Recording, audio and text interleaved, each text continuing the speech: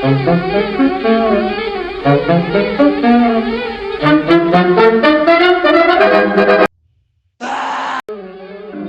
Earth is a place of wonder, a delicate balance of soil, sky, and spirit. Every tree, every stream, every sound in the breeze and serves a purpose, a harmony older than mankind. But harmony requires listening, respect, knowing when to step light, and when not to step at all. Because the Earth is not just a place we live and it is a host, and it remembers everything we do.